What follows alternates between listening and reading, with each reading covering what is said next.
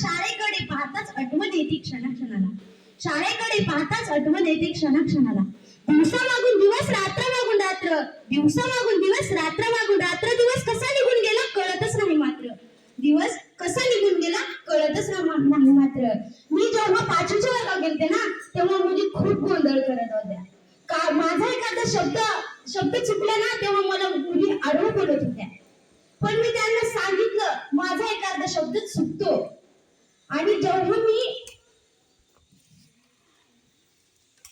मी शिकवत होते ना, तेव्हा उपमुख्याध्यापिका आल्या.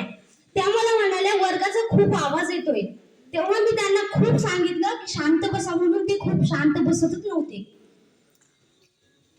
मला आज हा अनुभव आला की जेव्हा आपण शिक्षकांना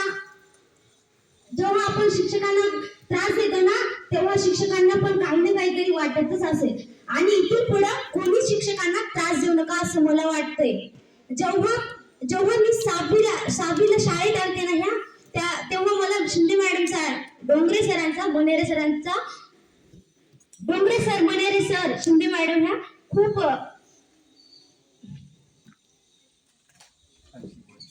खूप छान शिकवायच्या. आणि जेव्हा मी 7वीत आलते ना, तेव्हा पहिला तास शिंदे मॅडमचा असायचा. शिंदे मॅडमचा तास हा संपूच नाही असं मला वाटायचं, पण तो तास लवकर संपायचा.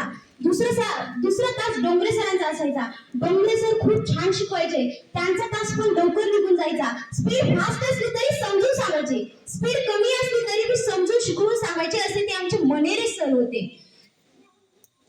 एका